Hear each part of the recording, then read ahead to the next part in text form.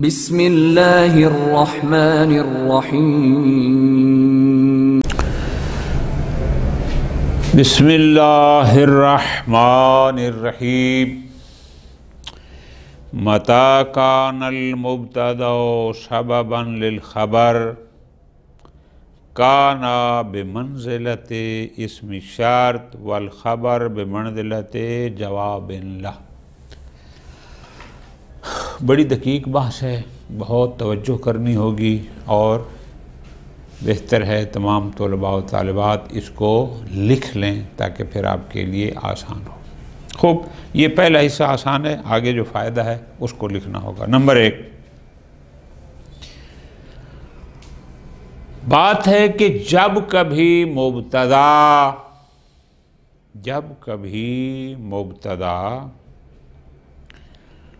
خبر کے لیے سبب واقع ہو رہی ہو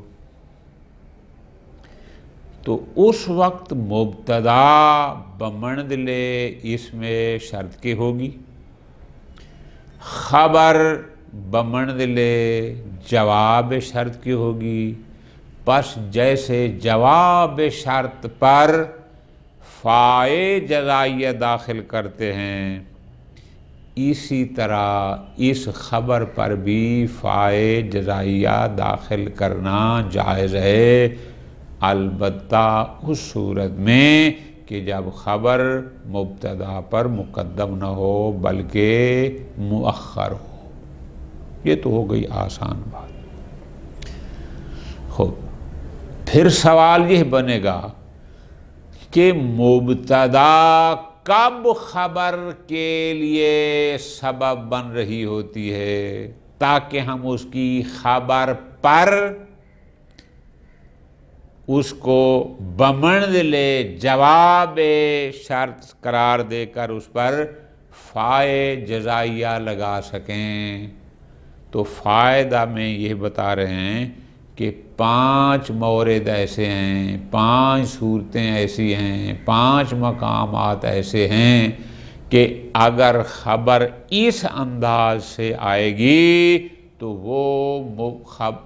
اگر مبتدا اس انداز میں آئے گی تو وہ خبر کے لیے سبب بن رہی ہوگی۔ پس جب خبر کے لیے سبب بنے گی، مبتدا بمنزل اسم شرط کی ہوگی، خبر بمنزل جواب شرط کی ہوگی، تو پھر اس خبر پر فائے جزائیہ کا داخل کرنا جائز ہے۔ وہ 5 مقامات، 5 صورتیں کیسی ہیں میں آپ کو آسان لکھوا دیتا ہوں، کتاب کے ساتھ بعد میں ترتیب کرتے ہیں۔ خوب ترتیب جائے۔ نمبر 1، پہلی صورت، پہلا مقام جہاں مبتدا خبر کے لیے سبب واقع ہو۔ نمبر 1،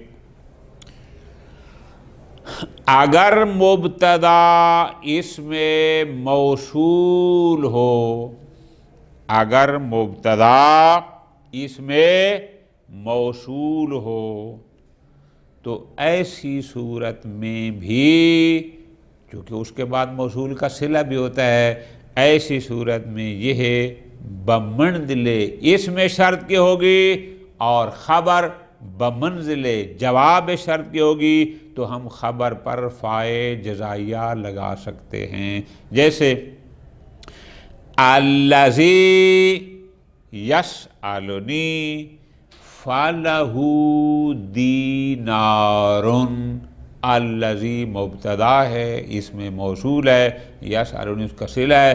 اب چونکہ یہ سبب بن رہی ہے کس کے لیے؟ او خبر لہو دینار، ان کے لیے کہ جو بھی مجھ سے سوال کرے گا یہ سبب ہے، پھر مسبب کیا ہے؟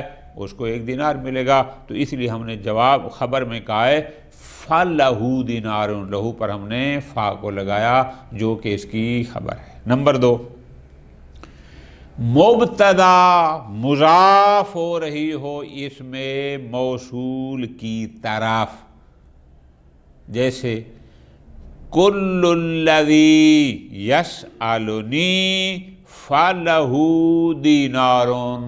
اب یہاں قل یہ مبتدا لیکن مضاف ہو رہی ہے الذی کی طرف جو کہ اس میں موصول ہے، پھر اس کا صلہ ہے، تو اس کی خبر پر بھی ہم نے کہا ہے فَلَهُ دینار، فائے جزائیہ داخل کی ہے۔ نمبر 3، مبتدا موصوف واقع ہو اور اس کی صفت اس میں موصول کے ساتھ آئے۔ مبتدا موصوف ہو اور صفت اس میں موصول کے ساتھ واقع ہو تو ایسی مبتدا بھی سبب واقع ہو رہی ہے، ہوتی ہے خبر کے لیے، اور وہاں خبر پر کو بمنزل جواب شرط قرار دیتے ہیں، لہذا اس پر فا جزائیہ داخل کرنا جائز ہے۔ جیسے الرجل الذی یسألنی فَلَهُ دینار، الرجل مبتدا تھا لیکن موصوف الذی یسألنی، الذی اس میں موصول ہے اپنے صلے کے ساتھ، یہ اس کی صفت تھی، ٹھیک ہو گیا۔ فَلَهُ دینار، ہم نے فَلَهُ لہو دینار پر فائے جزائیہ داخل کی، چونکہ الرجل موصوف کی صفت تھی، الرجل مبتدا تھا لیکن موصوف تھا الذی اس میں موصول کے ساتھ۔ 3 ہو گئے۔ نمبر 4، اگر مبتدا نکرہ ہو لیکن اس کی صفت مفرد نہ ہو بلکہ جملہ ہو۔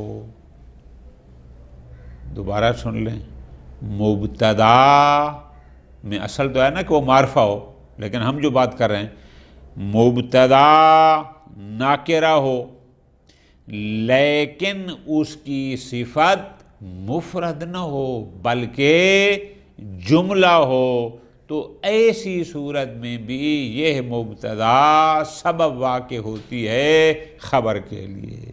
جیسے رجل یسألنی، رجل نکرہ ہے لیکن یہ موصوف ہے، یسألنی جملہ فعلیہ اس کی صفت ہے، تو اس لیے ہم نے اس کی خبر پر لگایا ہے فَلَهُ دینار، فائے جزائیہ۔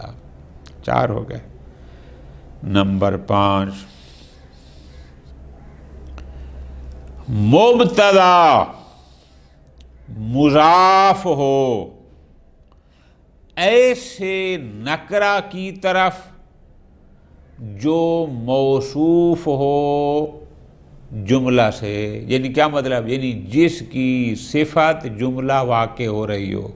دوبارہ غور کریں، مبتدا مضاف ہے ایک ایسے اسم نکرہ کی طرف جس اسم نکرہ کی صفت جملہ واقع ہو رہا ہو۔ مثال، کل رجل یسألنی فَلَهُ دینار، کل مبتدا ہے لیکن یہ مضاف ہے رجل کی طرف، رجل نکرہ ہے لیکن اس نکرہ موصوف ہے جس کی صفت یسألنی جملہ ہے، ٹھیک ہے جی۔ کل رجل یسألنی خبر کم کا ہے فَلَهُ دینار، وہاں پر فائے جزائیہ، ٹھیک ہے جی۔ البتہ ایک بات یاد رکھنا کہ جو جملہ نکرہ کی صفت واقع ہو رہا ہو وہ اس جملے میں استعمال ہونے والا فعل فعل مضارع ہونا چاہیے یا ظرف ہونا چاہیے، فعل ماضی نہیں ہونا چاہیے، ٹھیک ہو جائے۔ یہ سارا پیرا بشک بار بار سن کے اس کو پہلے لکھ لیں پھر کتاب کے ساتھ تطبیق کریں۔ مَتَى كَانَ الْمُبْتَدَأُ سَبَبًا لِلْخَبَرِ، جب بھی مبتدا خبر کے لیے سبب واقع ہو رہی ہو، کان بمنزلت اسم شرط، تو وہ مبتدا منزل اسم شرط کے ہوگی۔ والخبر بمنزلت جواب لا، خبر بمنزل جواب شرط کی ہوگی، ولذالک چونکہ خبر بمنزل جواب شرط کے ہے، یجوز دخول فاعل جزائیہ، فاعل جزا، فاعل جزائیہ کا خبر پر داخل کرنا جائز ہے، البتہ اس شرط کے ساتھ کہ وہ خبر مبتدا سے مؤخر ہو، مقدم نہ ہو، کما تدخل جواب، جیسا کہ جواب شرط پر فا آتی ہے، اس پر بھی فاعل جزائی آئے گی۔ الذی تأتونہ من خیر فہو ذخر لکم، الذی یہ دیکھو یہاں مبتدا ہے، تأتونہ پھر اس کا صلہ بنتا ہے، اور پھر یہ بمنزل اس میں یعنی یہ موصول ہے، اور تأتونہ یعنی گویا کہ اس کا بمنزل شرط کیا ہے، اس کے ساتھ مل کر صلہ موصول۔ خوب، جو کچھ تم من خیر نیکی سے بجا لاتے ہو، جو بھی نیک کرتے ہو، فَهُوَ ذُخْرٌ لَكُمْ وہ تمہارے لیے ذخیرہ ہے بروز قیامت۔ سبب کیا؟ تمہارا یہاں نیکیوں کو انجام دینا، نیکیوں کی طرف قدم بڑھانا، یہ سبب بنتا ہے کہ قیامت کے دن وہ تمہارے لیے ذخیرہ قرار پائے۔ اگر یہاں تم نیکی نہیں کرو گے تو وہ روز حشر کے لیے ذخیرہ بھی نہ ہوگا۔ ٹھیک ہو گیا جی؟ خوب، محل شاہد کیا تھا؟ فا ہوا، ہم نے خبر پر فائے جزائیہ لگائی۔ خوب، اگلا سوال یہ تھا کہ مبتدا کب خبر کے لیے سبب واقع ہوتی ہے؟ 5 موارد میں نے آپ کو لکھوا دیے، ان کو بار بار سنیں، کتاب میں بھی تقریباً ترتیب ہوئی ہے۔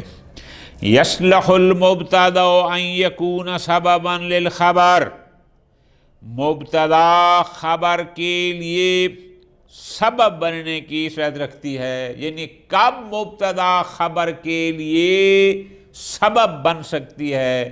اذا فرماتے ہیں یہ مقام ہے۔ نمبر 1، اذا کان اسما موصولا، جب مبتدا اسم موصول ہو، 1، او نکرۃ موصوفۃ بغیر المفرد، یا مبتدا نکرہ ہو لیکن موصوف ہو غیر مفرد، یعنی اس کی صفت جملہ واقع ہو رہا ہو۔ 2، وَقَضَى مَا أُضِيفَ إِلَيْهِ، یا مبتدا مضاف ہو اسم موصول کی طرف۔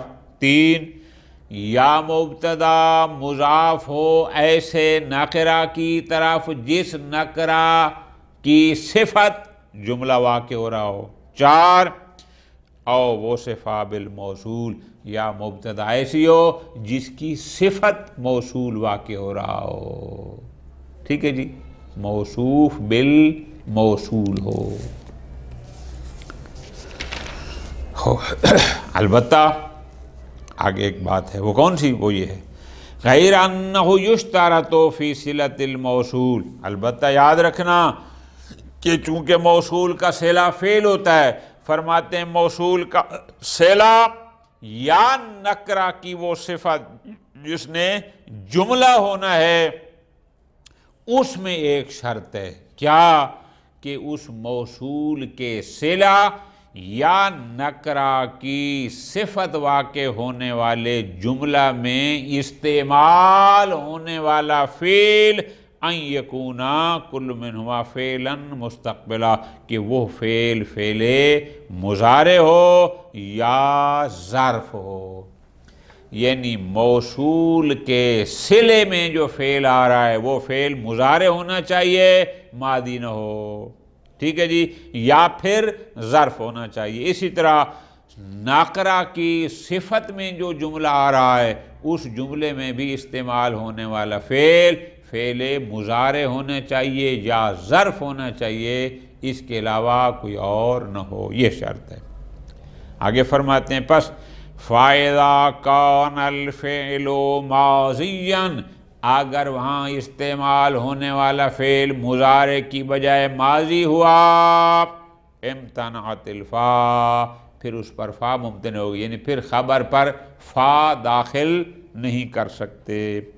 وَقَدْ النَّكْرَا، اسی طرح فرماتے ہیں اگر نکرہ کی صفت ہی نہ ہو، یعنی نکرہ ہو بغیر صفت کے، او وہ صفت یا اس کی صفت تو ہے لیکن بغیر الفعل، وہ فعل یا ظرف نہیں ہے، پھر وہاں ان کی خبر پر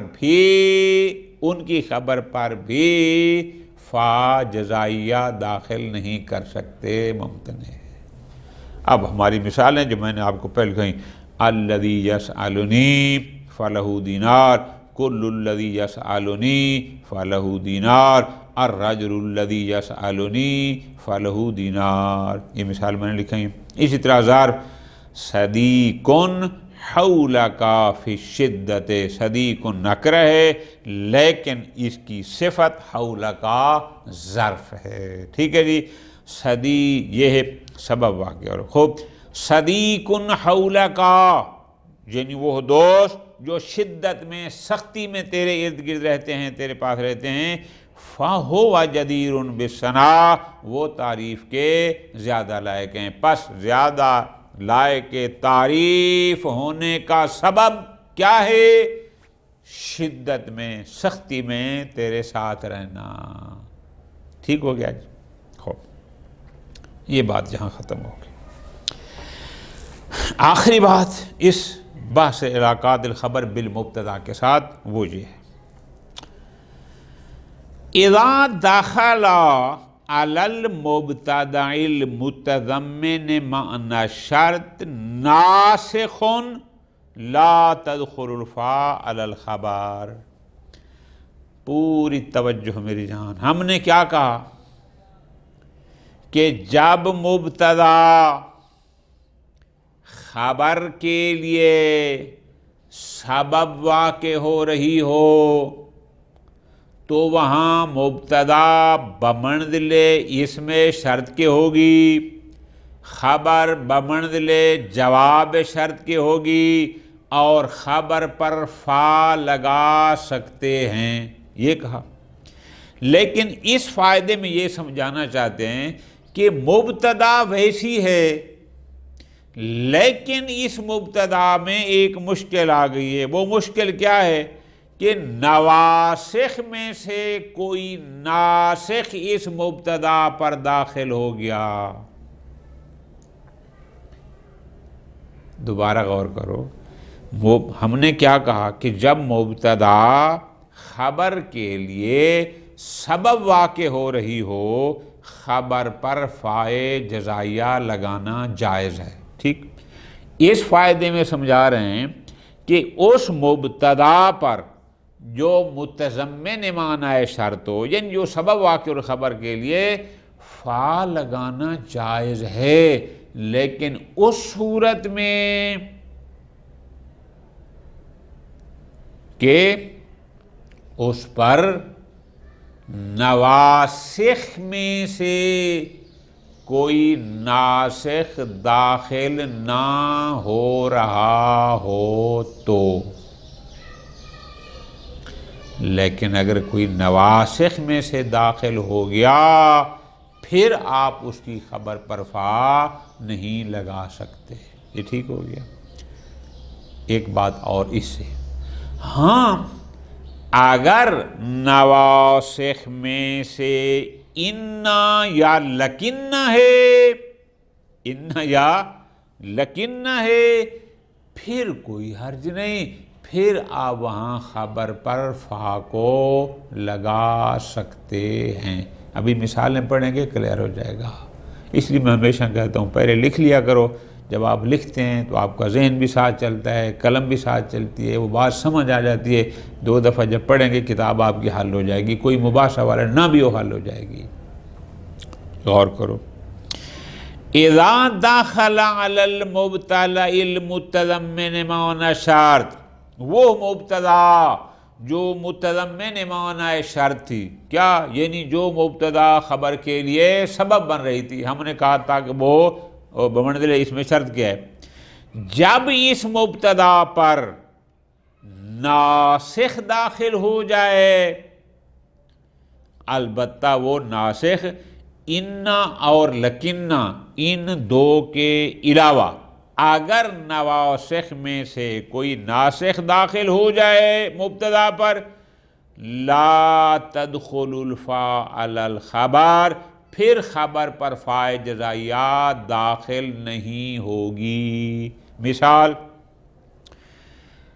لیسا کل من ینظم الشعر لہو جائزۃ منی، پوری توجہ میری جان، اگر یہ لیسا نہ ہوتا نواسخ میں سے، پھر ہم اس کو کہتے کل من ینظم الشعر فلہو جائزۃ منی، ہم لہو سے پہلے فا لگاتے، لیکن چونکہ کل سے پہلے لیسا آ گیا ہے اور لیسا ہے نواسخ میں سے، اس لیے اب ہم کہہ رہے ہیں خبر میں لہو جائزۃ منی کہہ رہے ہیں، فلہو جائزۃ منی نہیں کہہ رہے، اس لیسا ناسخ کی وجہ سے۔